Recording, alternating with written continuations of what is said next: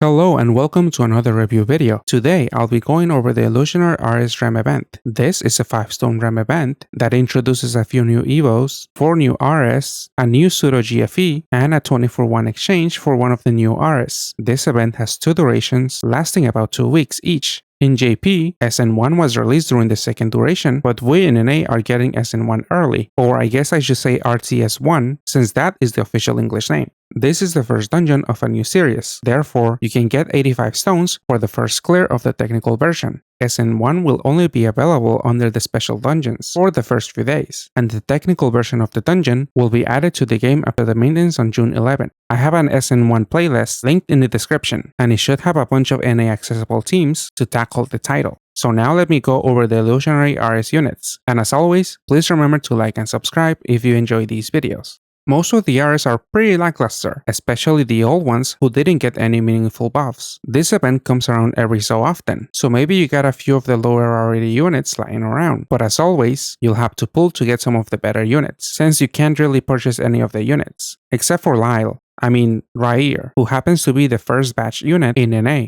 You can purchase for $30, but can also exchange for using 20 Pantheons, Rs, or GFEs. More on him later. First up, let me look at Atelie, who has a decent damage multiplier for a red BDP unit, but since she's only an orb changer, she has almost no use in the current state of the game, since units need to bring more to the table. Maybe the wood attribute change for enemies seems valuable, but the new pseudo GFE, Byakurenko, has that same effect and gives a much better orb generation effect. Atelie is easily 1/20th of a Rair. The same goes for Rikuto, who doesn't have a good active skill and doesn't even do as much damage as Atelie. At least his equip has decent awakenings. Only a handful of equips exist with the blind resist and a box, and there's only one other one with a team HP. Elio has a lot of utility with those 3 full resists. Innate, Tape, and Cloud resists are pretty great for dungeons like UN6, and he also has a decent pre- and post-transform active skill. The mix of piercing and cleric effects is interesting, but usually a bit unreliable if this is your only sub at those 2 things. Depending on the dungeon, he might be a good fit, but I do struggle to find where to use him. He is a red BDP unit, so Rair comes to mind, but he has no need for a pierce active skill, and he's better off finding a cleric who at least also deals with unmatchable recovery. Klesia also has 3 full resists, but a much less valuable active skill. At the very least, she can serve as a 7x6 base, but there are way better options out there, for example, some of the other artists in this machine. Pastel is an amazing heal stick, and that's about it. She might not be that bad if you have an equip that allows her to take a more dedicated role, like a cleric or a looping shield. Since post-transformation, she's got a 1-turn cooldown active skill, but with a unit like Kamimasubi out there, it's hard to justify using Pastel over her, who can provide about the same healing, plays an important role, and can carry a useful equip to help at the start of a dungeon. Chloe has a pretty high damage multiplier, but cross teams are not really a thing, and she's definitely overkill if you need to deal with blind Skyfall. Her equip is pretty solid though. It has a good mix of utility and bulk, along with a hefty 2-turn shield, which can help out at the start of a dungeon to stall or handle big hits later on. Ren is interesting because you can loop 2 of them if you match 5 attributes every turn. His equip is pretty solid due to the mix of awakenings, but the active skill leaves much to be desired, as I would have liked to see more active skill boosts. Region Forcery doesn't stand out. The pre- and post-transformation active skill don't really do much apart from giving a damage spike. I do wish he were able to do something more useful, like at least generate some orbs. Even though he essentially gets a 4x damage multiplier from his active skill, you won't be putting out much damage unless you do at least 2 special matches. His equip doesn't stand out either. It might work okay in a Dank team, and might be decent for ranking dungeons due to the 2 colored takoyakis, but those can be easily covered with other equips. Melty is a looping shield option for rainbow teams, who after the rainbow and Cardbreak awakening buffs will have a pretty good multiplier. She does like a damage cap break active though, so she could have been a lot better. Denji and Makima immediately come to mind, and they would be my unit of choice for this role since they can also serve as a 7x6 base, can carry a haste equip instead of relying on Melty's base active skill delay, and deal slightly more damage. Melty is also bindable and doesn't have any skill band resist, so while Denji and Makima looks way better, Melty might not be a bad replacement if you don't have that Chainsaw Man unit and need a rainbow looping shield who can dish out a decent amount of damage. Hans has a pretty high damage multiplier as well, but suffers more from not having a damage cap break active since he's not a rainbow unit with guard break. His active is pretty decent, but just like Melty, he's also bindable and has no skill bind resist. His equip is really good though. The awakenings and active skill are really good, as the latter can be pretty handy in multiple situations, like in UN6, where you need a multi-turn shield and attribute and damage absorption voids if you happen to run leaders who only have pure damage reduction in their leader skill.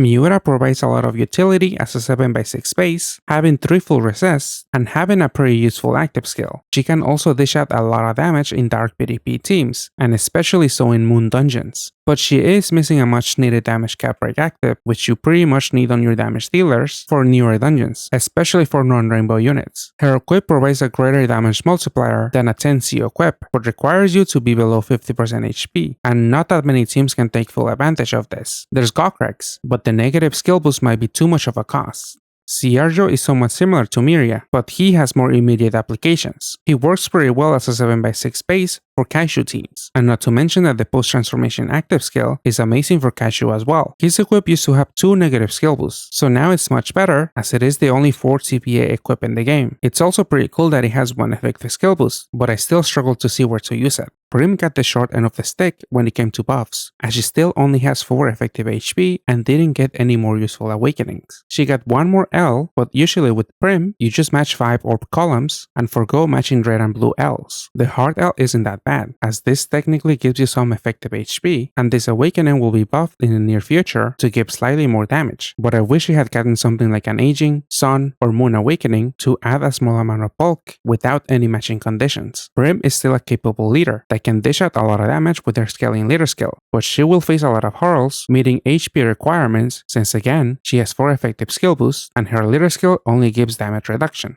Prim's new green evolution is a great support unit, as she is capable of recovering from a lot of possible debuffs. I usually see this unit being used in Dessy teams, but some team comps don't even use this evo. Glaad is a new 6-star RS that is a pretty good support unit on paper, but I haven't seen him being used that much. He can work pretty well as a 7x6 base for Raier teams, and his active skill and awakenings definitely help with healing, countering some debuffs, and recovering assists, but Raier usually runs other units that cover Glaad's role. The Color and Sun Awakening remind me of Nova, but those teams run other board fixers and don't care about healing. His leader swap equip is really solid, as it is the only one with the light sub-attribute awakening. It can work really well on Beardan if you wish to change his sub-attribute to light, and the 7C and light OEs are a pretty decent damage boost. There are other leader swapping equips that have 1 or 2 CMHPs out there, and I think those are generally better for Nova teams since you want to get as much HP as possible to more safely rely on Nova's active skill auto heal. Elizer got buffed to have 5 effective HP, so she should do alright as a leader in new dungeons. But while she has a solid damage multi, she's unable to take full advantage of it since she only has 1 ping of damage. Her constant 9.9 million damage cap break does help her out a little bit, but it's too bad that her active skill doesn't have any other good effects. Another downside is that she doesn't lead swap on transformation like the other 7-star RS, and you probably want to have that 7x6 board to maximize combos since she's got a combo scaling leader skill. Elizer's equip looks great since he has 4 full resists, but the 2 negative skill boosts are extremely unappealing, especially since most good teams have a bunch of transforming units that have really high base cooldowns. Her new evo is a skill boost stick that can do a good amount of damage in red PvP teams. She can limit break all of your subs on a 4-turn cooldown and gives a damage spike on her CP buff, but I wish she traded those 2 last effects for something more useful, as those buffs are pretty niche and are not as useful as other damage cap breakers like Gin and Tonic or Academy Bion who have cleric actives. Kaishu got screwed over by not having his effective HP get buffed, but unlike Prim, he at least got a barrel awakening to slightly raise his bulk. The boost is not that much in the grand scheme of things, but it's at least something. Kaishu also has more support than Prim, with Satsuki and Kana from Academy, who you can pair with and have more effective HP, and you can therefore more easily meet HP thresholds. But that pairing still struggles as it mainly relies on orb changers, and a lot of enemies nowadays really like to mess with your board. That essentially slows you down, since you might not be able to match enough TPAs to deal damage, and you'll have to wait for a more favorable board or a different unit's active skill, like Siergio. Kaishu's new epo is great for Gokrex. It's a 7x6 base, has a decent amount of utility, and has an amazing active skill to aid in orb generation and tackle void and damage absorption shields. Those 2 last effects in 1 active skill are a bit rare, so Kaishu definitely stands out, but the orb change effect makes him pretty unattractive for non-Gokrex teams. Rair is the first ever batch unit in NA, and he's the only RS you can outright purchase, but you are also able to exchange with 20 units. These could be other RS, GFEs, and Pantheons. The trade fodder slightly varies in each duration of the event, but any units from the REM work as fodder, so technically each Rair comes at a price of 100 stones each. It's a 3-unit system, so ideally you want to have at least 2 of your own. If you roll in bartenders, you might have most of his common subs, so if you have a lot of Pantheons in your monster pack, or feel comfortable spending 200 stones getting 2 copies of him, you might be set with a team that's able to handle UN6 and the new SN1 dungeon. His active skill changes the whole board, and Skyfall's a lot of enhanced orbs once you get him going, so along with his leader skill RCB boost and his heal TPAs, you can ignore a lot of enemy gimmicks and have a little bit more freedom choosing damage dealing subs. One very important non-bartending sub is Hisoka, as he serves as a 7x6 base, can recover assists, counters time debuffs, gives a roulette to fix bad Rair boards, and gives you a handy shield that make it so that double Rair teams can withstand a 500% gravity, which are present in UN6 and the new SN1 dungeon. His equip is really great, as it is 6 effective skill boosts along with a single team HP awakening. The red sub attribute and heal OE make it a good equip to put on Rair himself, so that he can output more damage, but there are better equips out there with the red sub attribute awakening and a damage awakening like Flame's equip or Academy Sonia's. But he might not be the best investment because he might not age that well. I don't see him being used that much in JP, especially not in the new SN2 dungeon. Ollie is the other new 6-star RS, and she is a full cleric with a lot of utility and actually has the potential to do some damage, provided you match at least 2 different special shapes. Her orb replacement effect is also a decent counter to enemies missing with your board, as the next board can be easier to deal with if you depend on orb changers. It's still up in the air whether we'll get the slime collab, but Ollie seems to be the cleric of choice for Rimuru teams, as those teams need a 7x6 base. Ollie is replaceable though, but I definitely see the appeal, even outside of Rimuru teams, since she's an amazing cleric in general. Dessy is the new 7-star RS, and like most of the other 7-stars, she has a high cooldown base active that leader swaps. Dessy is all about damage, and pairs really well with the upcoming BGM Deku that we should be getting any day now, right? While 4 copies of her make a system, you don't necessarily have to have 4 of her in a team, as there are other dark green generators like Daki, Graces, and technically the new Prim Evo that can fill in the gaps. 2 Dakis in a team is ideal, since you'll be gaining a looping shield with their active skill, and you could also make a 3-unit system by using 1 Dessy, 1 Daki, and 1 Graces, but then you'll have to worry about timing your Daki active if you need to take certain hits, and your damage will probably suffer on Graces' turns due to maybe being unable to make a BDP.